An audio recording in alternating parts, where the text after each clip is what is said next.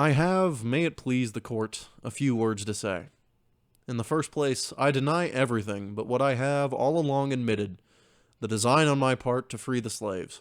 I intended certainly to have made a clean thing of that matter, as I did last winter, when I went into Missouri and there took slaves without the snapping of a gun on either side, and I moved them through the country and finally left them in Canada. I designed to have done the same thing again, on a larger scale. That was all I intended. I never did intend to murder, or treason, or the destruction of property, or to excite or incite slaves to rebellion, or to make insurrection. I have another objection, and that is, it is unjust that I should suffer such a penalty had I interfered in the manner which I admit, and which I admit has been fairly proved, for I admire the truthfulness and candor of the greater portion of the witnesses who have testified in this case, and I had so interfered in behalf of the rich, the powerful, the intelligent, the so-called great, or in behalf of any of their followers, either father, mother, brother, sister, wife, or children, or any of that class, and suffered and sacrificed what I have in this interference, it would have been all right, and every man in this court would have deemed it an act worthy of reward rather than punishment. This court acknowledges, as I suppose, the validity of the law of God. I saw a book kissed here which I suppose to be the Bible, or at least the New Testament, that teaches me that all things whatsoever I would that men should do to me, I should even so to them.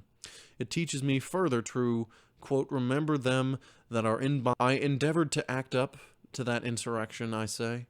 I am yet too young to understand that God is any respecter of persons. I believe that to have interfered, as I have done, as I have always freely admitted that I have done, in behalf of his despised poor, was not wrong but right. Now, if it is deemed necessary that I should forfeit my life for the furtherance of the ends of justice, and mingle my blood further with the blood of my children and with the blood of millions in this slave country whose rights are disregarded by wicked, cruel, and unjust enactments, I submit. Let it be done. Let me say one word further. I feel entirely satisfied with the treatment I have received on my trial. Considering all the circumstances, it has been more than generous than I expected, but I feel no conscience of guilt. I have stated from the first day what was my intention and what was not. I never had any design against the life of any person, nor any disposition to commit treason or excite slaves to rebel, nor any disposition to commit treason or excite slaves to rebel or make any general insurrection. I never encouraged any man to do so, but I always discouraged any idea of that kind. Let me say also a word in regard to the statements made by some of those connected with me. I hear it has been stated by some of them that I have induced them to join me, but the contrary is true. I do not say this to injure them, but as regretting their weaknesses. There is not one of them but joined me of his own accord, and the greater part of them at their own expense.